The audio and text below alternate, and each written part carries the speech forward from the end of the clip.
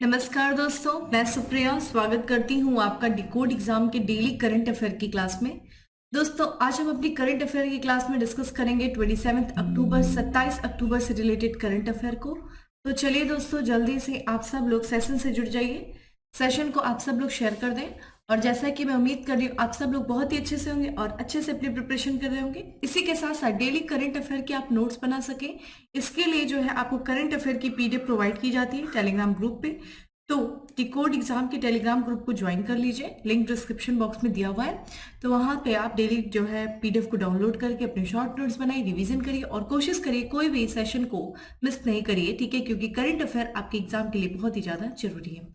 तो आइए स्टार्ट करते हैं अपनी क्लास स्टार्ट करूं उसके पहले कहना चाहूंगी कि जल्दी से चैनल को सब्सक्राइब कर लीजिए और बेल आइकन को प्रेस कर लीजिए। इससे आपको चैनल से रिलेटेड हर क्लास की वीडियो का प्रॉपर नोटिफिकेशन मिलेगा और आपकी कोई भी क्लास मिस नहीं होगी। तो स्टार्ट करते हैं अपनी क्लास। दोस्तों, क्वेश्चंस को जब मैं रीड कर रही हूँ, जिन्हें आंसर पता हो वो कमेंट बॉक्स में आंसर करते रहेगा और दोस्तों को वीडियो को शेयर भी करते रहेगा। तो आज की क्लास में हमारा सबसे पहला प्रश्न है कि हाल ही में चर्चा में रही जमरानी बांध बहुउद्देशीय परियोजना किस राज्य में स्थित है। तो देखिए, जमरानी, ठीक है, बांध बहुउद्देशीय परियोजना है जो कि हाल फिलहाल में चर्चा में है और ये किस राज्य में स्थित है। दोस्तों, ऑप्शंस आपके सामने हैं, कमेंट बॉक्स में आंसर करिए और इसका करेक्ट आंसर है उत्तराखंड। ठीक है, उत्तराखंड राज्य में स्थित है। चर्चा में क्यों है? क्योंकि अभी हाल ही में देखा जाए दोस्तों, जो आर्थिक मामलों का मंत्रिमंडल है दोस्तों, उसकी समिति है, उसने इस उत्तराखंड में जो स्थित है जमरानी बांध बहुउद्देशीय परियोजना को, इसको जो है एक योजना, एक कार्यक्रम के अंतर्गत शामिल करने का जो है स्वीकृति दे दिया। वो योजना कौन सी है? तो प्रधानमंत्री कृषि सिंचाई योजना और त्वरित सिंचाई लाभ कार्यक्रम, इसके अंतर्गत जो है शामिल करने की स्वीकृति दे दिया गया है दोस्तों। किसको? ये उत्तराखंड की जमरानी बांध बहुउद्देशीय परियोजना को किसके द्वारा दिया गया? तो आर्थिक मामलों की मंत्रिमंडलीय समिति ने। इस परियोजना के लिए साथ ही साथ देखिए कुछ ठीक है राशि भी जो है उसकी भी मंजूरी दी गई है। तो पूरा करने के लिए लगभग जो है देखा जाए तो यहाँ पे केंद्रीय सहायता भी दिया जाएगा 15, यहाँ पे 1557 यानी कि 1557 करोड़ रुपए से अधिक की जो है केंद्रीय सहायता की भी मंजूरी दी गई है इस परियोजना को पूरा करने में, जो कि उत्तराखंड में स्थित है। ये जो है परियोजना, जब तक ये माना जा रहा है कि ये जो परियोजना जिसकी लागत अनुमानित है दोस्तों, लगभग देखा जाए यहाँ पे अप्रॉक्स मान लीजिए 2600 करोड़ रुपए की जो है लागत अनुमानित की गई है और ये परियोजना जो है मार्च 2028 में पूरी हो जाएगी। ठीक है, परियोजना का उद्देश्य क्या है? तो देखा जाए इस परियोजना से कौन कौन से क्षेत्र जो है लाभान्वित होंगे। तो यहाँ पे जो है सबसे इंपॉर्टेंट है कि उत्तराखंड के नैनीताल जिले में रामगंगा की जो सहायक नदी है दोस्तों, गोला पर, ठीक है, किस पर? गोला पर, ये जमरानी गांव के निकट इस बांध का निर्माण करना है। तो ध्यान रखिएगा, एक बांध का निर्माण किया जा रहा है जमरानी, ठीक है, बहुउद्देशीय परियोजना जो की है किस पर किया जा रहा है दोस्तों? गोला नदी पे किया जा रहा है। ठीक है, और ये जो है और ये किसकी सहायक नदी है? रामगंगा की सहायक नदी है, जमरानी गांव के पास में, ठीक है, नैनीताल, उत्तराखंड के नैनीताल में है ये। इससे क्या होगा? कौन कौन से क्षेत्र लाभान्वित होंगे? तो उत्तराखंड का नैनीताल जिला तो होगा ही, साथ ही साथ दोस्तों उधम सिंह जिला है। उत्तर प्रदेश के भी कुछ महत्वपूर्ण जिले हैं जो इससे जो है सिंचाई कर सकेंगे। देखिए कौन सा? उत्तर प्रदेश का रामपुर जिला है और बरेली जिला है, जिसमें देखा जाए तो 57,065, ठीक है, हेक्टेयर भूमि पर क्या किया जाएगा दोस्तों? अतिरिक्त सिंचाई हो सकेगी। तो देखिए उत्तराखंड का यहाँ पे नैनीताल जिला और उधम सिंह जिला, साथ ही साथ उत्तर प्रदेश का भी जिला है दोस्तों रामपुर और बरेली, जो है इस बहुउद्देशीय परियोजना का लाभ उठा सकेंगे। तो इसलिए ये इंपॉर्टेंट हो जाता है, ये परियोजना बहुत इंपॉर्टेंट हो जाती है। ठीक है, बात कर लेते हैं दोस्तों, चूंकि इस परियोजना को शामिल किया गया है प्रधानमंत्री कृषि सिंचाई योजना और ठीक है त्वरित कृषि, ठीक है, यहाँ पे जो है त्वरित सिंचाई लाभ योजना के अंतर्गत शामिल किया गया है। तो आइए इसके बारे में भी बात कर लेते हैं कि प्रधानमंत्री कृषि सिंचाई योजना क्या है। दोस्तों, इस योजना की शुरुआत जो की गई थी 1 जुलाई 2015 को शुरू किया गया था और इसका आदर्श वाक्य है हर खेत को पानी, यानी कि हर खेत तक, ठीक है, पानी पहुंचाने के उद्देश्य से प्रधानमंत्री कृषि सिंचाई योजना की शुरुआत 1 जुलाई 2015 को हुई थी। प्रधानमंत्री कृषि सिंचाई योजना का उद्देश्य क्या है दोस्तों? ठीक है, एक लक्ष्य क्या है? तो यह सुनिश्चित करना कि सिंचाई के साथ, ठीक है, खेती योग्य क्षेत्रों का विस्तार करना। ठीक है, तो मतलब एक तरीके से खेती योग्य क्षेत्रों का विस्तार करना और ना सिर्फ खेती योग्य क्षेत्रों का विस्तार करना बल्कि उन खेतों तक पानी को पहुंचाना और साथ ही साथ पानी की भी बर्बादी को कम करना बहुत इंपॉर्टेंट है। ठीक है, और पानी के उपयोग की दक्षता में सुधार करना। ठीक है, इसमें देखिए क्या है? प्रति बूंद अधिक फसल। ठीक है, सुनिश्चित करने के उद्देश्य से सब्सिडी के माध्यम से सूक्ष्म सिंचाई को भी प्रोत्साहित किया जाता है। यह परियोजना किसके तहत, किस मंत्रालय के तहत क्रियान्वित है, तो ये ध्यान रखिएगा, कृषि जल संसाधन और ग्रामीण विकास मंत्रालय के तहत ये परियोजना जो है क्रियान्वित है। इसी के साथ साथ हम बात करें दोस्तों 1996 से 97 की बात है, केंद्र सरकार ने भारत में जो प्रमुख मध्यम सिंचाई परियोजना का समर्थन करने के लिए त्वरित सिंचाई लाभ कार्यक्रम की शुरुआत की है। ठीक है, तो यहाँ पे त्वरित सिंचाई लाभ कार्यक्रम की शुरुआत कब किया था दोस्तों, 1997 में अप्रॉक्स किया गया था, 1996 से 97 में। ठीक है, जो वित्तीय वर्ष था, उद्देश्य क्या था दोस्तों, तो जो मध्यम सिंचाई, जो प्रमुख या फिर मध्यम सिंचाई परियोजनाएं हैं उनको समर्थन देने के लिए। ठीक है, त्वरित सिंचाई लाभ कार्यक्रम।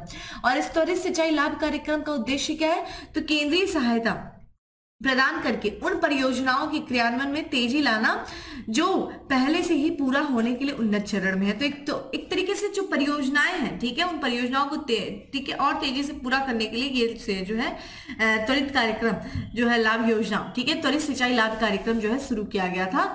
और इसके बाद जो है ये ध्यान रखिएगा, तो यहाँ पे प्रधानमंत्री कृषि सिंचाई योजना के लॉन्च के बाद जो है इसको जो है ये जो कार्यक्रम है दोस्तों त्वरित सिंचाई लाभ कार्यक्रम, इसका विलय कर दिया गया। ठीक है, प्रधानमंत्री कृषि सिंचाई योजना के तहत इसका विलय कर दिया गया। ठीक है, ये ध्यान रखिएगा। ठीक है, चलिए अगले प्रश्न की तरफ बढ़ते हैं। अगला प्रश्न है दोस्तों की, हाल ही में भारत के पहले नैनो डीएपी प्लांट, ठीक है, नैनो तरल प्लांट का उद्घाटन किस राज्य में किया गया है, तो पहला, ठीक है, ध्यान रखिएगा, भारत का पहला जो है नैनो डीएपी प्लांट है जिसका उद्घाटन किया गया दोस्तों केंद्रीय गृह मंत्री, ठीक है, अमित शाह जी के द्वारा गुजरात में किया गया है। मैटर ये करता है कि गुजरात में भी कहाँ किया गया है, तो केंद्रीय गृह और सहकारिता मंत्री दोस्तों श्री अमित शाह, उन्होंने गुजरात के गांधीनगर जिले के, ठीक है, तब कलोल में, ठीक है, ये नाम ध्यान रखिएगा, ये इंपॉर्टेंट है आपके लिए, कलोल में जो है इफ्को के नैनो डीएपी यानी कि तरल संयंत्र का लोकार्पण किया है। ठीक है, इफ्को के कैलोल में नैनो लिक्विड प्लांट जो है इफ्को द्वारा 300 करोड़ रुपए की लागत से स्थापित किया गया। तो ये जो नैनो लिक्विड प्लांट है किसके द्वारा स्थापित किया गया दोस्तों, कैलोल में, ये इफ्को के द्वारा स्थापित किया गया है। और साथ ही साथ प्रधानमंत्री जी का एक आत्मनिर्भर भारत दृष्टिकोण है दोस्तों कि हमें जो है किसी भी चीज के लिए दूसरे देशों पर निर्भर न होना पड़े, हम खुद का वो उत्पादन कर सकें। तो एक तरीके से एक तरीके से जो उर्वरक होता है, जो फर्टिलाइजर होता है, इसके लिए हम दूसरों पर निर्भर ना होकर के हम स्वयं इसका उत्पादन कर सके, उसी के अनुरूप जो है ये संयंत्र स्थापित किया गया है। इस प्लांट की बात करें तो ये 25 टन जो है लिक्विड के बराबर, ठीक है, 5 करोड़ बोतल नैनो लिक्विड का उत्पादन ये करेगा। ठीक है, और नैनो डीपी तरल जो है ये देखिए एक तरीके से इसमें ये जो फार्मूला है दोस्तों नैनो डीपी तरल में, इसमें क्या है, फास्फोरस और नाइट्रोजन, ध्यान रखिएगा ये दोनों इंपॉर्टेंट है कि ये इसमें कौन सी जो है किसका स्तर पाया जाता है, तो फास्फोरस और नाइट्रोजन का जो है उच्च स्तर पाया जाता है। और अगर हम फास्फोरस और नाइट्रोजन की बात करें दोस्तों तो ध्यान रखिएगा ये पौधों के लिए काफी ज्यादा आवश्यक पोषक तत्व होते हैं। ठीक है, नाइट्रोजन वगैरह देखिए एक तरीके से पौधों में प्रोटीन को, ठीक है, बढ़ाने का कार्य करते हैं। ठीक है, और इससे क्या होता है, पौधों की वृद्धि होती है दोस्तों। अगर इन दोनों का रेशियो देखा जाए क्या होगा दोस्तों, तो यहाँ पे 1:2.5 होगा, एनपी अनुपात से होगा। ये भी आपसे पूछा जा सकता है कि फास्फोरस और नाइट्रोजन का रेशियो कितना होगा, इतना। और इससे जो है इसे बेहतर फसल जो है स्थापना, फूल आने के लिए एक आदर्श जो है विकल्प बनाता है। नैनो डीपी का जो यहाँ पे डीएपी का प्रयोग कहाँ होता है दोस्तों, अनाज में, फल सब्जियों में, तिलहन में, ठीक है, दालें, प्याज, कपास, गन्ना सब सहित जो है सभी प्रकार के फसलों पर किया जा सकता है। ठीक है, इसका उपयोग। और अगर हम बात करें नैनो उर्वरक होता क्या है दोस्तों, तो एक तरीके का ये पोषक तत्व होता है जो नैनो मटेरियल के भीतर लेपित या संपुटित होते हैं, जो मिट्टी में नियंत्रित और क्रमिक रिलीज की अनुमति देते हैं। अगर हम बात करें दोस्तों, चूंकि इसका नैनो जो है नैनो उपकरण जो उर्वरक है उसका प्लांट जो लगाया गया इफ्को के द्वारा, इफ्को देखिए फुल फॉर्म क्या है, भारतीय किसान उर्वरक सहकारी लिमिटेड इसका फुल फॉर्म है। और ये बहु राज्य सहकारी समिति है जो उर्वरकों का निर्माण और विपणन करती है। इसकी स्थापना देखिए कब हुई थी, 1967 में हुआ था। कितने सदस्यों के साथ, 57 सदस्यों के साथ इफ्को का स्थापना किया गया था। ठीक है, ये क्या करता है, उर्वरक का निर्माण करता है, उसका विपणन मार्केटिंग भी करता है। ठीक है, अगला प्रश्न है, भारत किस वर्ष तक जापान को पीछे छोड़कर एशिया की दूसरी सबसे बड़ी अर्थव्यवस्था बन जाएगा। तो किस वर्ष तक दोस्तों एशिया की तीसरी जो है, एशिया की ध्यान रखिएगा, माफ करिएगा, एशिया की दूसरी सबसे बड़ी और विश्व की तीसरी, ध्यान रखिएगा, विश्व की तीसरी सबसे बड़ी जो है अर्थव्यवस्था बन जाएगा। तो कब तक दोस्तों, ये ध्यान रखिएगा, ये है 2030 तक। करेक्ट आंसर क्या है, 2030। ठीक है। तो भारत जो है अपनी युवा जनसांख्यिकी प्रोफाइल और तेजी से बढ़ती शहरी घरेलू आय के बल पर, ठीक है, किस पे, एक तो युवा जनसांख्यिकी जो प्रोफाइल है, क्या कि जानते हैं आप प्रधानमंत्री जी दुनिया भर के जो विश्व पटल पे जाते हैं और एकदम कहते हैं कि हमारा देश जो है युवाओं का देश है, उसके दम पर, और एक तरीके से जो शहरी और तेजी से जो बढ़ रहा है शहरी घरेलू आय है, उसके बल पर जो है भारत जो है 2030 तक जर्मनी और जापान को पीछे छोड़ करके दुनिया की तीसरी जो है सबसे बड़ी अर्थव्यवस्था बन जाएगा। और एशिया की, दोस्तों ध्यान रखिएगा, एशिया की दूसरी, ठीक है, एशिया की दूसरी। और पहले नंबर पे कौन है दोस्तों, ध्यान रखिएगा, चीन जो है वो पहले नंबर पे है। वही मार्च जो है, जो कि मार्च 2024 में समाप्त होने वाली वित्तीय वर्ष में भारत का जो सकल घरेलू उत्पाद, ठीक है, 6.2 से बढ़ करके, ठीक है, कितना होगा, कितना प्रतिशत तक बढ़ने की उम्मीद है, जो जीडीपी होगा वित्तीय वर्ष 2024 के जो है मार्च 2024 में जो ये वित्तीय वर्ष चल रहा है, ठीक है, मार्च 2024 में जब तक वो समाप्त होगा तो भारत का जो जीडीपी है दोस्तों वो 6.2 से लेकर के 6.3% तक बढ़ने की उम्मीद बताई गई है। और जो इस वित्तीय वर्ष में सबसे तेजी से बढ़ने वाली सबसे प्रमुख अर्थव्यवस्था होगी, तो विश्व की सबसे तेजी से बढ़ने वाली प्रमुख अर्थव्यवस्थाओं में भारत का नाम होगा, क्योंकि अगर हम देखें इस वित्तीय वर्ष में भारत की जो जीडीपी ग्रोथ होगी दोस्तों वो 6.2 से लेकर के 6.3% तक होगी। अप्रैल जून तिमाही माह है, ठीक है, अप्रैल जून तिमाही माह में एशिया की तीसरी सबसे बड़ी अर्थव्यवस्था की वृद्धि दर दोस्तों 7.8% रही है, ठीक है। तो ये ध्यान रखिएगा, भारत जो है 2030 तक एशिया की दूसरी और विश्व की तीसरी सबसे बड़ी अर्थव्यवस्था बन जाएगा, ठीक है। अगला है, हाल ही में भूवैज्ञानिकों ने किस हिमालय क्षेत्र में समुद्र तल से 18,000 फीट की ऊंचाई पर मूंगा चट्टान के जीवाश्म का पता लगाया है, ठीक है। तो 18, ठीक है, ध्यान रखिएगा, 18,000 फीट की ऊंचाई पर एक मूंगा चट्टान के जीवाश्म का पता लगा है हिमालय क्षेत्र में। दोस्तों कहाँ पे, ऑप्शंस आपके सामने, वीडियो को शेयर कर दीजिए। और इसका जो करेक्ट आंसर है वो है दोस्तों डी है, लद्दाख, ठीक है। आइए इसके बारे में देखते हैं। तो हाल ही में देखा जाए जो भूवैज्ञानिकों की टीम ने दोस्तों जो पूर्वी लद्दाख है, ठीक है, पूर्वी लद्दाख हिमालय क्षेत्र में समुद्र तल से लगभग 18,000 फीट की ऊंचाई पर मूंगा चट्टान के जीवाश्म का पता लगा है, ठीक है। कहाँ पे, पूर्वी लद्दाख में, जो कि हिमालय का क्षेत्र है, वहां पे 18,000 फीट की ऊंचाई पर ये जीवाश्म जो है प्राचीन मूंगा उपनिवेशों के अस्तित्व को प्रकट करता है। यहाँ पे यानी कि मूंगा के जो है उपनिवेश रहेंगे, काफी क्षेत्र रहा होगा मूंगा का, ये मत सोचिएगा वो उपनिवेश अंग्रेजों वाला, ऐसा नहीं है, मतलब इस समय यहाँ पे मूंगा रहे होंगे, ठीक है, इसीलिए इनका अस्तित्व रहा होगा, ठीक है, जो एक विविध समुद्री पारिस्थितिकी तंत्र की उपस्थिति का सुझाव देते हैं। यानी कि इससे ये पता चलता है, मूंगा जो है जनरली समुद्र में पाया जाता है, तो इससे ये पता चलता है कि कभी जो है यहाँ पे समुद्र पारिस्थितिकी तंत्र रहा होगा, तभी यहाँ पे मूंगा के अस्तित्व हमें दिखाई दे रहे हैं, ठीक है। यह खोज लद्दाख के भूवैज्ञानिक इतिहास, टेक्टोनिक गतिविधि के प्रभाव और, ठीक है, प्राचीन जलवायु स्थिति में अंतर्दृष्टि प्रदान करता है। तो देखिए प्लेट टेक्टोनिक थ्योरी यहाँ पे काफी इंपॉर्टेंट हो जाती है, आप लोगों ने जो है ज्योग्राफी में अच्छे से पढ़ लीजिएगा प्लेट टेक्टोनिक थ्योरी, ठीक है। चलिए आप मुझे बताइए प्लेट टेक्टोनिक थ्योरी का प्रतिपादन किसके द्वारा किया गया था। चलिए अब आप मुझे आपसे पूछिए, ज्योग्राफी का ये प्रश्न है, चलिए कमेंट बॉक्स में आंसर करिएगा, ठीक है। एग्जाम में कई बार पूछा जाता है और बहुत इंपॉर्टेंट है, ठीक है। अगर हम प्लेट टेक्टोनिक थ्योरी की बात करें तो वर्तमान का कहा जाता है ये कब से प्रमाणिक जो है ये थ्योरी है, जिसके आधार पर आज हम जो भी भौगोलिक स्थिति इसी आधार पर हम मानते हैं, ठीक है। तो आप मुझे बताइए, ठीक है। अगला प्रश्न है कि किस राज्य सरकार ने I star talent connect portal launch किया है। तो I star talent connect portal किस राज्य सरकार के द्वारा लॉन्च किया गया, ये किया गया दोस्तों राजस्थान सरकार के द्वारा। तो राजस्थान सरकार ने दोस्तों राज्य में, ठीक है, ध्यान रखिएगा, राज्य में जो रोजगार के अवसरों को बढ़ावा देने के लिए जयपुर के टेक्नो हब में I star talent connect portal launch किया, ठीक है। किसको, ठीक है, रोजगार को बढ़ावा देने के लिए राजस्थान सरकार ने एक पोर्टल को लॉन्च किया दोस्तों, जयपुर में I star talent connect portal launch किया है।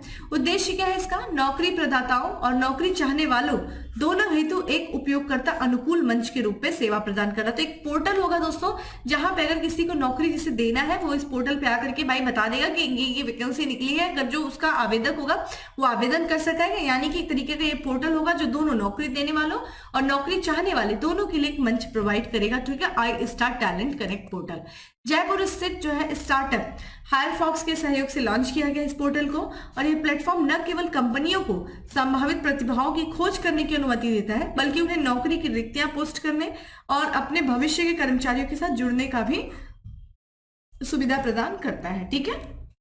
तो ध्यान रखिएगा, I star talent connect portal Rajasthan सरकार के द्वारा लॉन्च किया गया रोजगार के अवसरों को बढ़ावा देने के लिए। इसी के साथ साथ एक चीज बात कर रहे थे, जो कि स्टेट की बात कर रहे थे, तो सबसे इंपॉर्टेंट उत्तर प्रदेश सरकार की बात कर रहे थे दोस्तों। उत्तर प्रदेश सरकार ने दोस्तों एक एजेंसी स्टार्ट की है, ठीक है, जो कि सड़कों की अवसंरचना से संबंधित है, जिसका नाम है, ठीक है, शहरी सड़क अवसंरचना विकास एजेंसी, यूरीडा। यूरीडा की स्थापना की गई दोस्तों, ठीक है, उत्तर प्रदेश सरकार के द्वारा। और ये है, जब सरकार ने देखा जाए तो CM green road infrastructure development scheme, यानी कि शहरी के कार्यक्रम हेतु, ठीक है, कौन सा स्कीम, ध्यान रखिएगा ये स्कीम इंपॉर्टेंट है, CM green road infrastructure development scheme, ठीक है, इसके क्रियान्वयन की भी मंजूरी दी है, जिसमें लगभग कितने का बजट है, लगभग 500 करोड़ रुपए का बजट है। तो यहाँ तक कि राज्य में, ठीक है, राज्य में कनेक्टिविटी को बढ़ावा देने के लिए, जो सड़क अवसंरचना है उसको मजबूत करने के लिए ये, ठीक है, उरीडा, यानी कि फुल फॉर्म ध्यान रखिएगा, urban road infrastructure development agency है ये, ठीक है, इसकी स्थापना को मंजूरी दिया है उत्तर प्रदेश सरकार ने, ठीक है। इसका उद्देश्य क्या होगा दोस्तों, तो यहाँ पे जो नगर पालिकाओं के भीतर सड़क विकास की देखरेख करना, ठीक है, नगर पालिकाओं के भीतर जो सड़क विकास है उसकी देखरेख करना, उसको वित्त पोषित करना, पर्यवेक्षण की जिम्मेदारी निभाते हुए जो शहरी सड़क है उनके दृश्य और कार्यात्मक पहलुओं को बढ़ावा देना, ये इसका उद्देश्य, ठीक है, तो ये ध्यान रखिएगा, ठीक है। ये किसके द्वारा, जो शहरी सड़क अवसंरचना विकास एजेंसी उत्तर प्रदेश सरकार की स्थापना किया, ठीक है। अगला है, ये देखिए, ध्यान रखिएगा, यहां से एग्जाम में क्वेश्चन पूछे गए हैं, पूछे जाने की भी संभावना है पूरा। आईक्यू एयर द्वारा ट्रैक 109 स्थानों में से भारत का सबसे प्रदूषित शहर कौन सा है। तो यहाँ पे आईक्यू, जो कि एक स्विस कंपनी है दोस्तों, ठीक है, जो वायु प्रदूषण को ट्रैक करती है, और इसमें 109 स्थानों में से भारत का सबसे प्रदूषित शहर कौन सा माना गया है, भारत का सबसे प्रदूषित, मुंबई का इस बार स्थान आया, ठीक है, मुंबई का स्थान इस बार आया है, ठीक है। यहाँ पे जो है रियल टाइम वायु गुणवत्ता मापने वाली ये स्विस प्रौद्योगिकी कंपनी है आईक्यू एयर, इसने जो है 109, ठीक है, शहरों 109 स्थानों को ट्रैक किया है, और इसमें पाया कि भारत का शहर मुंबई जो सबसे जो है प्रदूषित शहर है, ये दुनिया का दूसरा सबसे प्रदूषित शहर है, और भारत का ये सबसे ज्यादा प्रदूषित शहर है। और इसी के साथ साथ, ठीक है, ये भी बताया है कि जो राजधानी दिल्ली है वो भी बहुत ज्यादा वायु गुणवत्ता की चुनौतियों का सामना कर रही है, और वैश्विक स्थिति में अगर दिल्ली की स्थिति देखा जाए तो दिल्ली 6ठे स्थान पे। प्रश्न बनता है कि भाई दुनिया का सबसे प्रदूषित शहर कौन सा है, क्योंकि मुंबई दूसरे स्थान पे आता है। तो पहला स्थान है बीजिंग का, ठीक है, चाइना का बीजिंग है, दूसरा स्थान मुंबई का है, फिर पाकिस्तान का कराची है, यरूशलेम, ठीक है, चौथा है, और फिर शेनयांग, ये 5वां शहर है, ठीक है। छठा शहर कौन सा है दोस्तों, दिल्ली है। तो ये वायु जो है प्रदूषण से ये शहर क्या हो रहा है, प्रभावित हुए हैं। वायु गुणवत्ता सूचकांक जो जारी किया जाता है उसमें स्कोर देखिए, ये अमेरिकी प्रणाली पर आधारित है ये स्कोर, जिसमें ये बात क्या है कि 0 से लेकर के 50 तक के बीच का जो स्कोर होगा वो अच्छा माना जाएगा। 51 से 100 के बीच का जो स्कोर होगा वो मध्यम होगा, और यहाँ पे 101 से लेकर के 150 का जो स्कोर होगा वो संवेदनशील समूहों के अंतर्गत आएगा, ठीक है, काफी अस्वस्थ होगा। और 151 से लेकर के 200 बीच का जो स्कोर होगा वो अस्वस्थ होगा, और 201 से लेकर के जो 300 के बीच का जो है स्कोर होगा, ठीक है, वो अस्वास्थ्यकर होगा बहुत ही ज्यादा, और ये खतरनाक स्थिति में, अगर 300 से ज्यादा कोई स्कोर है दोस्तों तो खतरनाक स्थिति में आ जाएगा। भारत में देखिए मुंबई का जो है क्या है स्थिति, तो मुंबई में जो सूक्ष्म कण पदार्थ है, ठीक है, यानी कि पीएम जो है, पर्टिकुलर मैटर जो है वो 2.5 जो है उसकी सांद्रता कितनी है। तो देखिए विश्व बैंक जो है, जो विश्व स्वास्थ्य संगठन है यानी कि WHO ने, ठीक है, एक सांद्रता तो निर्धारित किया है, और उस सांद्रता से लगभग जो दिशा निर्देश है उसमें 5 माइक्रोन प्रति मिनट घन से, ठीक है, इतना होना चाहिए, लेकिन ये काफी ज्यादा है, मतलब 14.7 गुना अधिक है। जितना निर्धारित किया गया है कि इतना पीएम जो है होना चाहिए विश्व स्वास्थ्य संगठन के द्वारा, कितना 5 माइक्रोन, ठीक है, प्रति घन मीटर होना चाहिए, लेकिन ये जो मुंबई का जो है कितना है, वो लगभग माना जाए तो 14 से 15 गुना अधिक है। वही बात करें दिल्ली का, जो इस गाइडलाइन से कितना है, लगभग 9 से 10 गुना अधिक है, ठीक है, तो ये ध्यान रखिएगा, ठीक है। तो हमने क्या देखा, दुनिया का सबसे प्रदूषित शहर बीजिंग है, भारत का मुंबई जो है ये दूसरे स्थान पे आता है। तो यहाँ पे आप देख सकते हैं, ठीक है, यहाँ पे आप अच्छे से देख लीजिएगा, ठीक है, यहाँ पे आपको पूरी लिस्ट दी हुई है, इस फोटो को अच्छे से देखिएगा। चलिए भाई अगले प्रश्न की तरफ बढ़ते हैं। अगला प्रश्न है कि निम्न में से किस देश ने पायलट कार्यक्रम के तहत भारतीय नागरिकों को मुफ्त पर्यटक वीजा देने की मंजूरी दिया है। तो यानी कि अपने देश में पर्यटन क्षेत्र को बढ़ावा देने के उद्देश्य से कुछ देशों को इस देश के द्वारा मुफ्त पर्यटक वीजा देने की मंजूरी दी गई है, जिसमें से एक भारतीय भी है।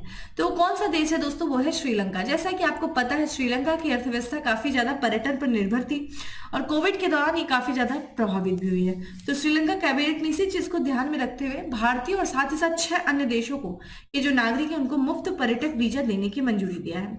पायलट प्रोग्राम के तहत देखा जाए तो भारतीयों को जो है श्रीलंका जो है मुफ्त वीजा मिलेगा, ठीक है, भारतीयों को श्रीलंका से मुफ्त वीजा मिलेगा और ये कब तक जारी रहेगा, तो 31 मार्च 2024 तक ये जारी रहेगा।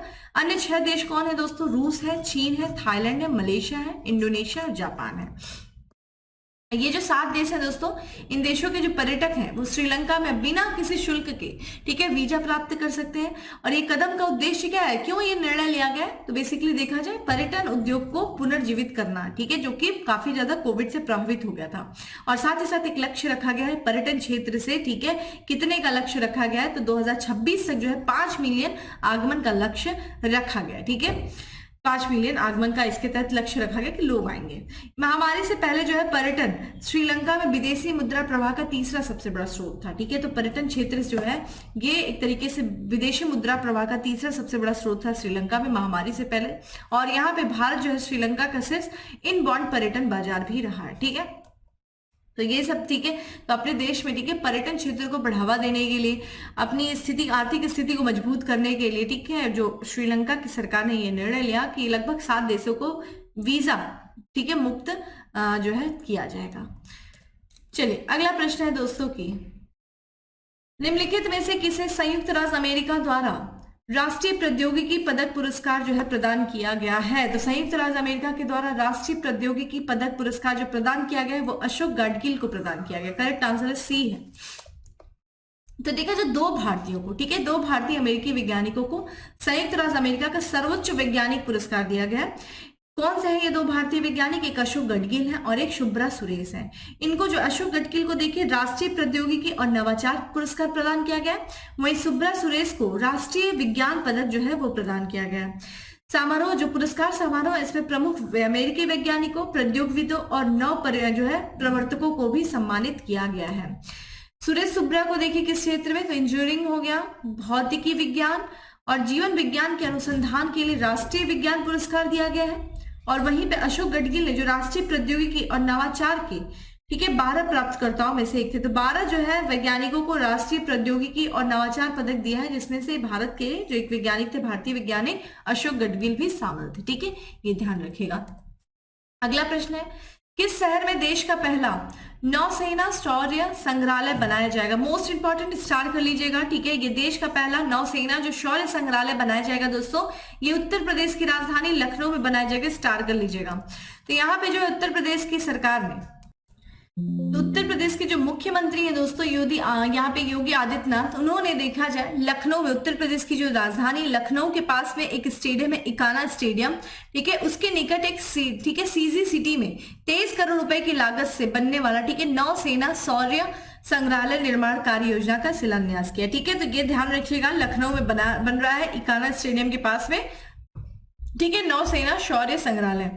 यह जो शौर्य संग्रहालय म्यूजियम में जितने भी रिटायर्ड युद्धपोत होंगे दोस्तों उनको रखा जाएगा। सबसे पहले इसमें जो है आईएनएस गोमती को रखा जा रहा है, ठीक है, आईएनएस गोमती को विरासत को, ठीक है, कि विरासत को एक खुले संग्रहालय में इसमें रखा जाएगा, जहां उसकी कई युद्धक प्रणालियों को सैन्य तथा युद्ध अवशेषों के रूप में प्रदर्शित किया जाएगा। आइए थोड़ा सा आईएनएस गोमती के भी बारे में बात कर लेते हैं, मोस्ट इंपॉर्टेंट, चूंकि इसे रखा जा रहा है, इससे जो है रखा जाएगा। आईएनएस गोमती दोस्तों बात करें तो ये 34 वर्षों तक लगभग ये भारतीय नौसेना में जो है इसने अपनी सेवा दी थी, ठीक है, क्षमता में वृद्धि किया था भारतीय नौसेना की, और उसकी जो सामरिक स्थिति को सुदृढ़ किया था भारतीय नौसेना की। इसने कई सारे ऑपरेशन में जो है शामिल हुई थी, जैसे ऑपरेशन कैक्टस है, पराक्रम है, रेनबो, इन विशेष जो है ऑपरेशन में शामिल हुई थी। और लास्ट ईयर यानी कि मई 2022 में ये रिटायर हो गई, सेवा मुक्त हो गई आईएनएस गोमती। आईएनएस गोमती का नाम दोस्तों जो लखनऊ में गोमती नगर, लखनऊ जिस नदी के किनारे बसा है दोस्तों गोमती नगर, ठीक है, उसके ही नाम पर रखा गया था। और इसको शामिल कब किया गया था, तो 16 अप्रैल 1988 को जो समय के तत्कालीन जो रक्षा मंत्री थी केसी पंत, इन्होंने मझगांव डाक लिमिटेड मुंबई में जो है इसे सेवा में शामिल किया था। आईएनएस गोमती को देखा जाए तो ये किसके तहत है, तो ये Godavari class guided missile frigate का तीसरा जहाज है और ये पश्चिमी बेड़े का सबसे पुराना योद्धा भी है। तो आईएनएस गोमती के बारे में ध्यान रखिएगा, क्योंकि यहाँ पे जो भारत का, ठीक है, सबसे जो नौसेना पहला जो है नौसेना शौर्य संग्रहालय जो बनाया जा रहा है, वहां पे आईएनएस गोमती को पहले रखा जाएगा, इसलिए ये इंपॉर्टेंट हो जाता है, ठीक है। चलिए दोस्तों, आज के लास्ट प्रश्न की तरफ बढ़ते हैं, जो कि दिवस से है कि हाल ही में किस तारीख से संयुक्त राष्ट्र निरस्त्रीकरण सप्ताह मनाया जा रहा है। तो कब से मनाया जा रहा है दोस्तों निरस्त्रीकरण? तो यहाँ पे जो है करेक्ट आंसर इस बी है, 24 से लेकर के 30 अक्टूबर, यानी कि जो आपका सप्ताह चल रहा है, ये संयुक्त राष्ट्र निरस्त्रीकरण सप्ताह जो है चल रहा है। तो हर साल दोस्तों देखा जाए संयुक्त राष्ट्र, ठीक है, निरस्त्रीकरण सप्ताह मनाया जाता है 24 से लेकर के 30 अक्टूबर तक। ठीक है, यहाँ पे निरस्त्रीकरण से यानी कि डिसआर्मामेंट, ठीक है, इसके महत्व के बारे में, ठीक है, लोगों को क्या करना, लोगों को जागरूक करना, परमाणु हथियारों और अन्य के उन्मूलन को बढ़ावा देने के लिए संयुक्त राष्ट्र निरस्त्रीकरण मामलों के कार्यालय द्वारा आयोजित एक वार्षिक कार्यक्रम है। इस दिवस की जो है, इस सप्ताह की जो शुरुआत की गई थी कि यूनाइटेड नेशन जनरल असेंबली यानी कि संयुक्त राष्ट्र महासभा के द्वारा 1978 में जो है इस सप्ताह की शुरुआत की गई थी। ठीक है, और पहली बार जो है इस सप्ताह को जो मनाया गया था 1979 में मनाया गया था। और अगर हम देखें संयुक्त राष्ट्र निरस्त्रीकरण आयोग भी एक स्थापित किया गया था, कब किया गया था दोस्तों? 1952 को किया गया था। ठीक है, तो ये सप्ताह हमने देखा। इसी के साथ साथ एक अन्य सप्ताह भी मनाया जा रहा है दोस्तों, ठीक है, ये है वैश्विक मीडिया और सूचना साक्षरता सप्ताह। ठीक है, global media and information literacy week मनाया जा रहा है 24 से लेकर के 31 अक्टूबर तक। यह सप्ताह जो है मीडिया के महत्वपूर्ण विषयों पर चिंतन, उत्सव और अंतर्राष्ट्रीय सहयोग के अवसर के रूप में मनाया जाता है। ठीक है, और अगर हम बात करें इस साल जो है इस सप्ताह का मेजबान देश कौन सा है दोस्तों? नाइजीरिया। इंपॉर्टेंट है, स्टार कर लीजिएगा। सबसे पहले बार जो है ये सप्ताह मनाया गया था संयुक्त राष्ट्र महासभा के द्वारा 2021 में सप्ताह को मनाया गया था। और इस वर्ष इस सप्ताह यानी कि वैश्विक मीडिया और सूचना साक्षरता सप्ताह की थीम क्या है दोस्तों? डिजिटल स्थानों में मीडिया सूचना साक्षरता, एक सामूहिक वैश्विक एजेंडा जो है ये इस वर्ष की थीम है। तो ध्यान रखिएगा, ये कुछ महत्वपूर्ण सप्ताह है, ठीक है, जो आपके एग्जाम के लिए इंपॉर्टेंट है। अब आते हैं दोस्तों आज के अंतिम यानी कि फैक्ट्स ऑफ द डे की तरफ बढ़ते हैं। और आज का हमारा सबसे पहला फैक्ट्स है कि अंतरराष्ट्रीय संगीत और नृत्य उत्सव की मेजबानी की है किसने किया है? चंडीगढ़ विश्वविद्यालय ने किया है। एशियाई पैरा खेल 2023 में बैडमिंटन स्पर्धा में स्वर्ण पदक जीता है दोस्तों, किसने जीता है? अशोक स्पर्धा ने जीता है। अगला है, हाल ही में हार्वर्ड स्कूल लॉ स्कूल वैश्विक नेतृत्व के लिए पुरस्कार प्रदान किया गया, किसे किया गया? तो देखिए चीफ जस्टिस ऑफ इंडिया जो DY चंद्रचूड़ है उन्हें प्रदान किया गया। वनडे वर्ल्ड कप में 2 बार 5 विकेट, ठीक है, ध्यान रखिएगा विकेट्स नहीं है, ठीक है, विकेट हासिल करने वाले पहले भारतीय गेंदबाज बने, कौन बने? मोहम्मद शामी बने हैं। और अंतरराष्ट्रीय परमाणु ऊर्जा एजेंसी के महानिदेशक भारत दौरे पर आए हैं, उनका नाम क्या है? Rafale grassy. राफेल ग्रासी अंतरराष्ट्रीय परमाणु ऊर्जा एजेंसी के महानिदेशक हैं, जो कि हाल फिलहाल में भारत के दौरे पे आए हैं। तो दोस्तों ये था आज का हमारा करंट अफेयर। उम्मीद है आपको अच्छा लगा होगा। अच्छा लगा है तो लाइक कर दीजिएगा, शेयर करिएगा। फिर मिलेंगे दोस्तों हम अपने अगले सेशन में, तब तक के लिए bye, have a good day, stay safe and stay happy.